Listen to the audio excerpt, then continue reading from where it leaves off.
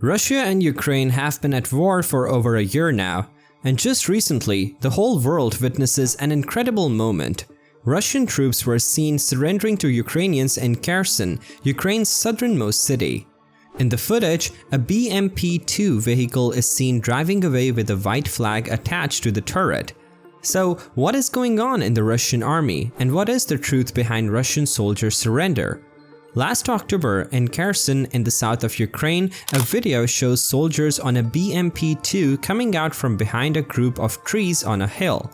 As the Russians get closer, Ukrainian troops can be seen setting up defenses on the ground. The BMP-2, which has a white flag, stops after it drives in front of soldiers as the video shows. The crew then gets out of the tank with their hands up. Ukrainian soldiers then move in and strip Russian soldiers of their weapons and take them as prisoners of war. The clip, which has been shared on social media, looks like it was planned ahead of time, but officials haven't confirmed this yet. The video came out after Ukraine said that more than 2,000 Russian soldiers called a hotline to surrender so they wouldn't be killed in the war. Vitaly Matvienko, a spokesman for the I Want to Live hotline, said, "We've already gotten more than 2,000 applications. People calling are both soldiers in the Russian army and their family members who want their sons and husbands to stay alive.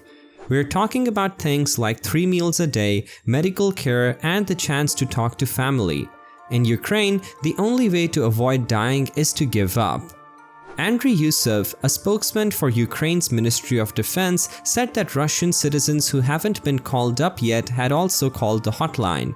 He said, "A lot of Russians who have been called up recently and even some who haven't been called up yet have called the hotline. They are calling and asking, what should I do if I get called up? What do I have to do and how should I give up?"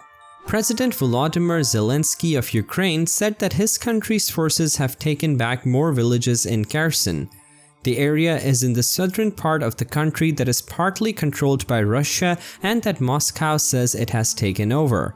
Wednesday, Russian President Vladimir Putin signed a law that said 4 parts of Ukraine were now part of Russia. However, Kyiv and the rest of the world said that the referendums Russia held were rigged and held under gunpoint. Zelensky said that Novorossiysk, Novorossiysk, and Petropavlovsk, which are northeast of Kherson City, had been liberated as Russian forces pulled back from the front lines in the south and east.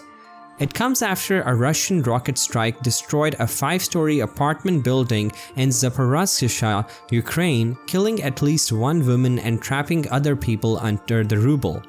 The regional governor said that after the attack during the night, fire crews rushed through the streets to put out the fires. There were more explosions, which officials in the area said was a sign of a new Russian attack. "The enemy fired more missiles at us. Keep to the shelters," Alexander Staruk, the governor of the Zaporizhzhia region, told residents on the Telegram messaging app. He later said on Ukrainian TV that 1 woman had died in the shelling overnight, but that another woman who had been said to have died had actually lived. After this incident, the last October, the number of Russian soldiers seeking the internet for how to surrender has more than doubled in a month. Vertska said that their worried family members are flooding Russia's main search engine with questions about how to raise the white flag and become prisoners of war safely. The new high of more than 70,000 searches a month comes at the same time that Vladimir Putin sends thousands of poorly trained troops to the front. More people are posting online about how bad things are at the front, and soldiers are worried that Putin is using them as cannon fodder. There is evidence that many conscripts are not loyal to the dictator in the Kremlin. In a separate report, Vitaly Matvienko, a spokesman for the project I Want to Live, says that more than 4,000 Russian soldiers have already asked to surrender to Ukraine. For this, Ukraine has a hotline and a website with information on how to give up. While a new video shows how Russian soldiers on the front line can cross no man's land and surrender while being watched by a Ukrainian quadcopter, the I Want to Live project is the first place they should go. There are rules about how Russian soldiers should lay down their weapons when they surrender as a group. The number of searches last November was the highest since the spring when Putin tried to storm Kyiv but failed and was forced to retreat in shame. Since October, the number of online searches has doubled. Russia has made it a crime to give yourself up to be captured, and you could spend up to 10 years in prison if you do. In March 2022, The Mirror said that Russian soldiers who had surrendered had switched sides and were now fighting for Ukraine against Vladimir Putin's forces. Officials in Ukraine say that a new group called the Freedom of Russia Legion has been made up of demoralized troops who have turned their backs on the Russian invaders. It comes as reports say that soldiers fighting the Kremlin's war have low morale and that some are refusing to do what they are told and even shooting down their own planes. It was said that people in the Russian military had already started training to fight with their new friends. It was said that pictures showed Russians training with their new Ukrainian allies. On its Telegram channel, the Ukrainian Defense Ministry also said that commanders have been visiting Russian troops who have been captured and turned over to choose those who want to serve. While in the second post it said the first volunteers had already started training on their own. The government said the people in the Legion studied an N-Law grenade launcher with the help of instructors from the Ukrainian Armed Forces. Also, the commanders of the Legion's subunits learned about how things were going on the fronts. Members of the new Legion expressed a shared desire to fight the first battle against the Putin regime on behalf of all volunteers. But if we see, Ukraine has something of the opposite to say about surrendering up. Ukrainian President Volodymyr Zelensky said that Kyiv did not give up but instead started to defend itself. It has been a year since the country's war with Russia began. Some were scared, some were shocked, and some didn't know what to say, but everyone knew what to do. There was a line. Some stood at the borders, but most were at military commissaries and TRO, Territorial Defense Forces. We didn't raise the white flag, but we did start fighting for the blue and yellow one, Zelensky said in a video message for the first anniversary of the Russian invasion. Zelensky said that they didn't know how the war would go, but they did know that they would have to fight every day to stay alive.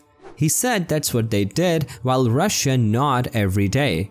We made it through the second day. The third came next. We were only given 3 days to live. They said that in 3 days we would no longer be there. But on the fourth day, we were still alive. The fifth came next. And today is exactly 1 year since we first stood. We still know that we have to fight for each day to come, Zelensky noted. Zelensky also said that Ukraine surprised, inspired, and brought the world together during the war. He said that this can be shown in 1,000 words, but it can also be seen by the fact that other countries gave Ukraine heavy weapons like missile defense systems and tanks. He further said, "I'd like to thank all of our partners, allies, and friends who stood with us all year long. I'm glad that the international group of people who don't like Putin has grown to the point where it needs its own address. I will make it soon."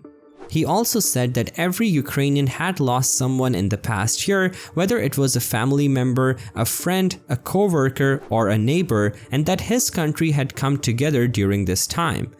"We turned into a family. No one is a stranger or a stranger among us anymore. Today, Ukrainians are on their own.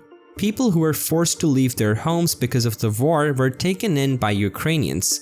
He came to the conclusion that the past year was one of strength, indifference, courage, pain, hope, unity, and the ability to keep going no matter what.